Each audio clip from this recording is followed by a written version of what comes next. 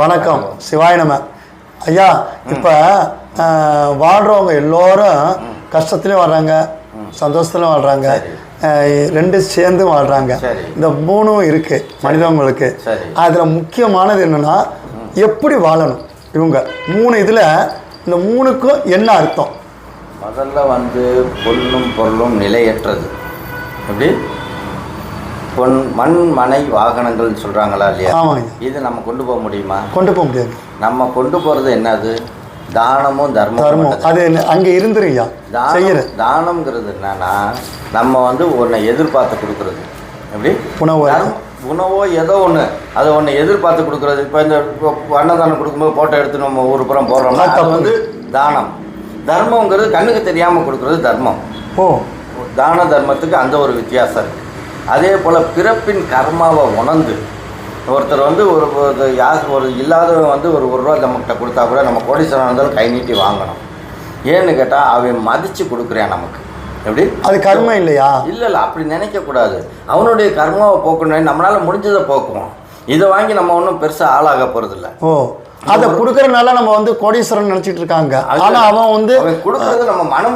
அவங்க எப்படி கொடுக்குறாங்கன்னா சும்மா கொடுக்கல. அவங்க ஆத்மா அவங்களுக்கு சந்தோஷமாக அந்த சித்தர்கள் முனிவர்கள் கடவுளுக்கு ஒரு நல்ல வழிகாட்டுவன் தான் அவங்க ஒரு ரூபாய் செலவு பண்றாங்க. அது எப்படி கர்மமாகும்? இல்லை, அது தர்மமா நம்ம ஏத்துக்கணும். கர்மமா ஏற்றக்கூடாது. இப்போ நமக்கு என்னன்னு கேட்டிங்கன்னா முக்கியமான காரியம் நம்ம எதுக்கு வந்திருக்கோம்னு தெரியாமல் தான் நம்ம இருக்கோம். எப்படி ஒரு 2 கழுதை இருந்திருக்கு. எப்படி மண்ணன் முந்தி கழுதை மேலே தான் துணியை கட்டி கொண்டு போவார்.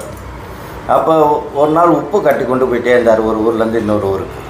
ஒரு கழுதை விவரமாக என்ன செஞ்சிச்சு? தண்ணியில் உட்காந்துருச்சு. பாரம் குறைஞ்சிருச்சு, சந்தோஷமாக போயிடுச்சு. எப்படி 3 நாள் இப்படி செஞ்சது. 4ஆம் நாள் இந்த வண்ணன் என்ன செஞ்சார்னா பஞ்சு மூட்டையை வச்சுட்டார். எப்படி பஞ்சு மூட்டை தண்ணியில் முங்கினா என்ன ஆகும்? மிதக்க ஆரம்பிச்சு. அதனால பாரம் தாங்க முடியல. அப்போ நம்ம முதலாளியை ஏமாத்தினது தப்பாக போச்சு.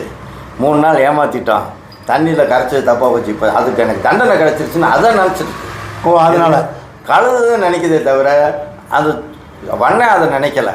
இது செஞ்ச தப்புக்கு உணர்த்தணுங்கிறதுக்காக சொல்லியிருக்காரு. அப்போ இன்பம் துன்பம் 3 சொல்கிறோம். இந்த 3 நடுத்தர 3 பேருக்கு நம்ம சொல்லியிருந்தோம். ஆமாம், இந்த 3 பேருக்கு இதான் அர்த்தமா? இதுதான் அர்த்தம். நம்ம தேவையில்லாத ஒரு போராளியை துரோகம் பண்ணணும்னு நினச்சதுனால தான் தண்ணியை சுமக்க வேண்டியதாக போச்சு. எதுவுமே நம்மளுக்கு நிரந்தரம் இல்லாத ஒரு வாழ்க்கை தான் இது. இப்போ நம்ம கடமை என்ன? ஓனர் மூடையை கட்டி விட்டாலும் கொண்டு இறக்க வேண்டியது நம்ம கடமை. அதை நினைக்காம நம்ம அவர் தான் அழிச்சிருவோம், நம்ம சுகமாக இருக்கோம். இந்த 3க்கு ஒரே வார்த்தை தான். ஆமாம், பணம் இருக்கிறவங்களும் பணம் இல்லாதவங்களும் நடுத்தரவங்களும் எல்லாரும் ஒன்று.